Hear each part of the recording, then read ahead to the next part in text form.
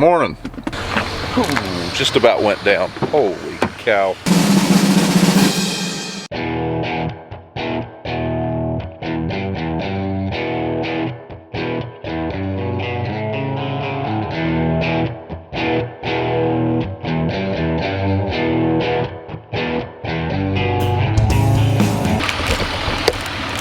So today we're trying to get this sprayer started because it is going back to ship Shawana today. Now we didn't trade this thing off or anything. It's getting some updates done to it and they wanted it in their shop, so they're coming to get it. So it's like a grid heater? Yeah. Grunt did it. Let's see if we start up here.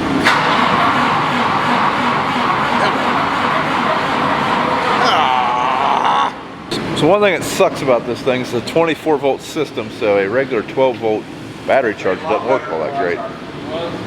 But we'll get it fired up. It ain't dead, it's just cold. Batteries might be getting a little weak, but they're cold. About 20 this morning. I think we're warmed all the way up to 25 now. BJ, you seem to be adapting to the cold well. You're not even wearing a coat. Usually you're freezing. Playoff football weather. Speaking of that, we haven't spoke since the... Come on, baby. Ain't gonna start. He's happy. So while we're waiting on this thing to charge, anybody else going to Louisville?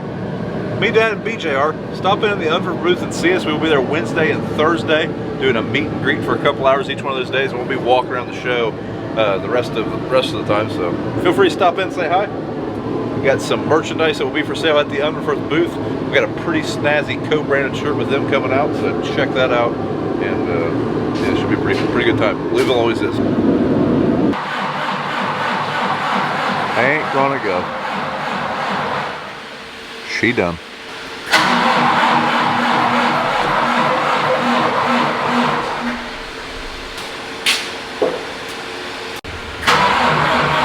Ooh, maybe.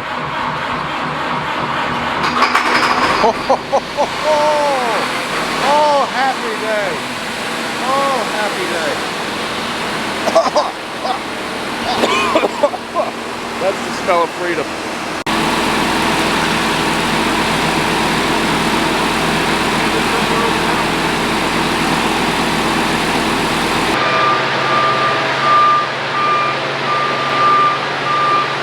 So we're supposed to meet the trucker at the other grain setup. We're going to take some of the parts for our Y drops off of this sprayer. We're going to do that over there. That's where we stored the Y drops at anyways. And then we should be here sometime this afternoon. Now we still got Brad over here hauling. Him and BJ are knocking that out. It's the second day of February, so we are into February contracts now. So plenty of trucking to do for a while. This right here, we got to loosen these set screws. Pull this off. That's the plan now. Hello?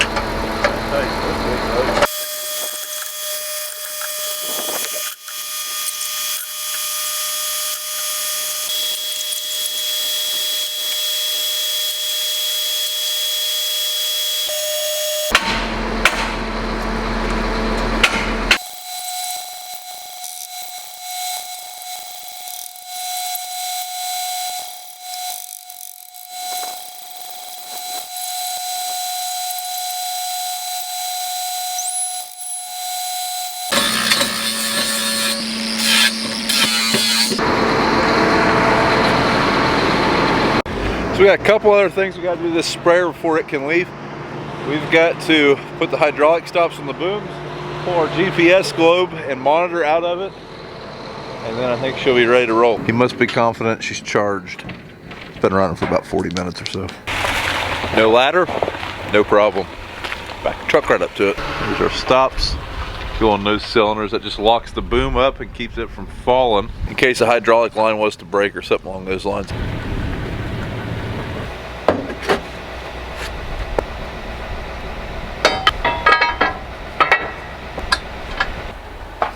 On back.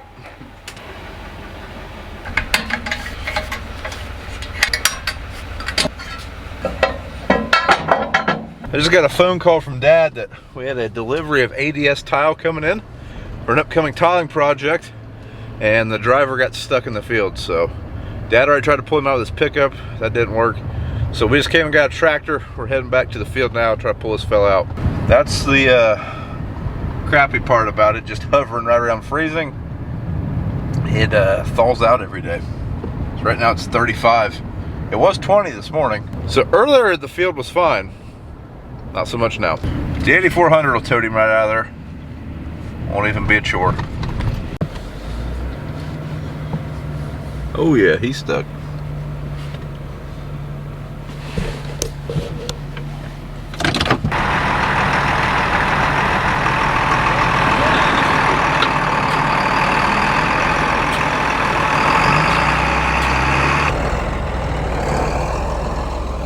This is a Yankum rope. They are pretty awesome for this kind of stuff. If you need a Yankum rope for a recovery rope, we use it for a tile tugging rope. Got code BFV, get you a discount at checkout. Check them out, they're great ropes.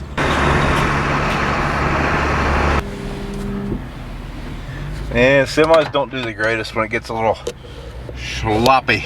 This is actually even a graveled road, but it's got enough vegetation on it. It got a little slimy when he turned around. Got a little off-centered also. A little off-canter. And yeah, she's stuck. It's all right. He's out now. And we got our pipe.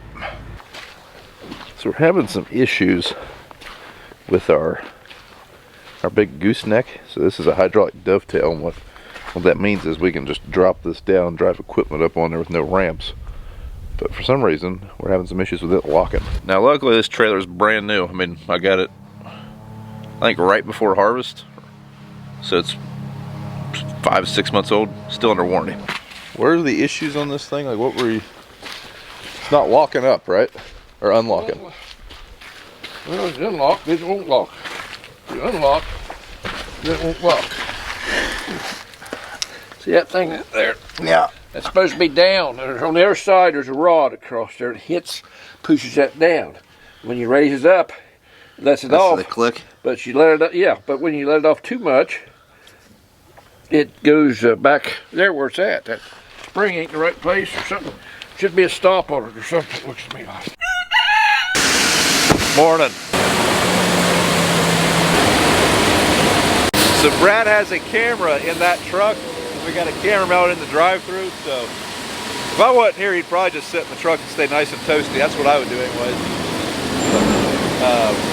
He can basically see when he's full, pull up himself, knows where to stop. That's a pretty handy system. Him and BJ thought that up last winter, and that has been real nice. A grade A upgrade. I think they're just cheapo backup cameras off Amazon, like the kind that automatically connect when you get close to them. So yeah, we've got a monitor in the 2 main trucks that drive a lot. We've actually got one of them monitors sitting right in here that was going to go in the 3rd truck that is now hooked to the low boy. Yeah, there's the brand if you're interested. Like I say, they're just cheapos, no affiliation with this company. They could break tomorrow, I don't know, but they were cheap. They run off 12 volt power, so we've got just a little 12 volt converter plugged into the power in the building. But those have been awesome. Driver can stay out of the dust, he can stay out of the cold. The only time you gotta get out of your truck is to shut the grain flow off, so that is that's real nice.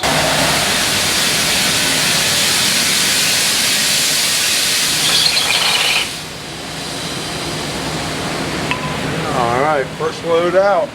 So while Brad's taking that truck in, we'll sit there and let this pump up our holding bin.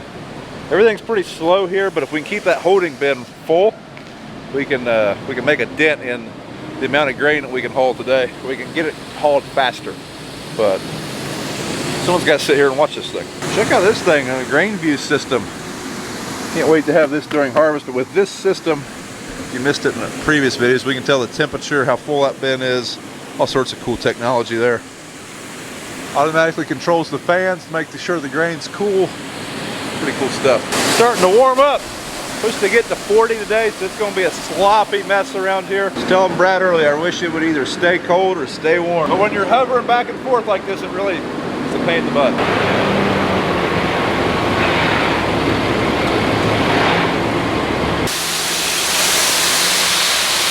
Hauling grain is definitely one of the more boring things we do. because there's a lot of waiting. You're waiting on trucks, you're waiting on grain bins, you're waiting on in lines. Pretty boring, but it's also the final stage of crop production. So what I mean by that is, crop was produced, we harvested the crop, we put the crop in the bin, it was conditioned. This is how we get our paycheck. So very, very important. For those of you who don't know, this grain goes to Cargill. There's a Cargill in Chillicothe, pretty close. We can get 10 loads a day in there if we need to. So that's why we go to Chillicothe Cargill. From there it gets shipped mostly to animal feed. So a lot of people ask, is corn for human production? Second hand, yes. First hand, no. Getting you know, passed through a cow or a chicken or a pig. Most of this stuff goes to chicken feed, I'm pretty sure. And then our beans, they also head south. They're not used for human consumption. Some of our corn goes to ethanol production, but most of our crops are going to animal feed. Except for wheat, entirely different animal altogether. Now, that said, if we take this to a different elevator, it's going to a different market. That's how elevators are able to set their price based on what market they are sending grain to. And also how easy of an access they have to ship it. That's why most of the time you see an elevator either on a railroad or on a river. That way they can move the grain easily. Right now we're pulling out of this bin. We have 10,000 bushels to haul. We have 2 bean bins, so we're getting 5 and 5. 5 out of that bin, 5 out of the other. Just try to pull grain out of every bin this time of year. That way we can make sure that it's all keeping. And we'll know if we have any problems as far as, you know, the grain keeping and plugging and stuff like that. So by doing that, we should be good to go, providing that that other bin flows good. The rest of them have been fine, other than that bearing going out of that last week. Looky there, there's that that camera system that we're using. I will put a link to that in the description, an Amazon link. I'm pretty sure that's where it came from. So you get that monitor, camera. So one thing about it, a monitor will connect to other cameras also. So we have a monitor in each truck. We have a camera system at each grain setup. So far it's been working fine. Now unfortunately we have, it's line of sight. We need to move the camera maybe to that side, and I bet it would work. But where we got the camera on this side of the drive-through, that bin's in the way. All right, we are full. This sensor ain't really working too well, but this top one does. It's been out for a while. And yeah, the holding bin's full. So perfect. Right now we're just kind of waiting on the last bit of grain to pump up the holding bin. That'll fill the first contract, and then we can start on the next one. Probably Monday. It's supposed to be really cold tomorrow. Kind of slow. All right, it should be enough grain. So we're going to go back here, close off the doors. Oh, I put most of the stuff in there. I'll put that. Go back here and close off the slide though. So we don't have a mess.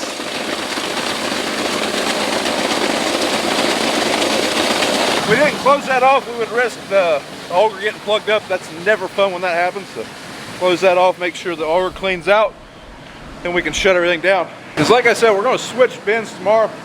Start pulling out of bin number 6. So I'm going to get out of here. I've actually got to meet a person over at the house site. It's the septic guy.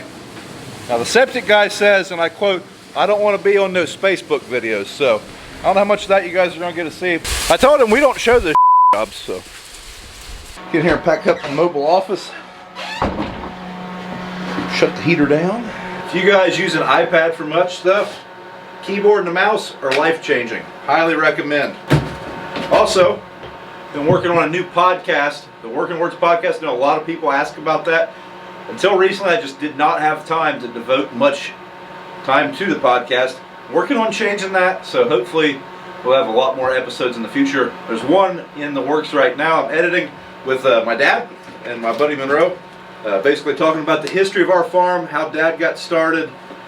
Great episode. It's long. It may be a 2-parter. It is 3.5 hours long. Dad's very windy. And we talked about 70 years of farming. So lots of good information. That'll be coming down the pipe here real soon. Still waiting on my septic guy, but I thought this was a good time to pull into my future garage. Make sure we fit. And we do. Even got some spare room. How about that? Now, in all honesty, my truck's probably going to stay up at the farm shop, but still wanted to make sure I had a garage big enough to fit my truck. So if you are new to this channel, we're building a house right here. That's one of the big projects we got going on right now, along with a few others. Hey guys, one quick announcement I wanted to mention at the end of this video. First off, we are having a sale over at farmfocus.com. We have a new logo. This hat, a couple previous hat designs, they are on sale, making room for the new hat. Check the new hat out. It is listed at farmfocus.com. That is the new farm logo as well as the YouTube channel logo. Kind of morph those together. Check those out. That will be what we will all be wearing at Louisville next week, which is going to be my next announcement. Next week, Wednesday and Thursday, my dad and my brother and myself, we will be on the Underforth lot. Wednesday from 10 to noon, and then Thursday from 2 to 4. We will be there doing a meet and greet, so stop by, say hi. We've got some co-branded shirts that are featuring that new logo at that show. Check those out. Can't wait to see everybody, and yeah, thanks for watching. Give us a thumbs up. We'll see you in the next one.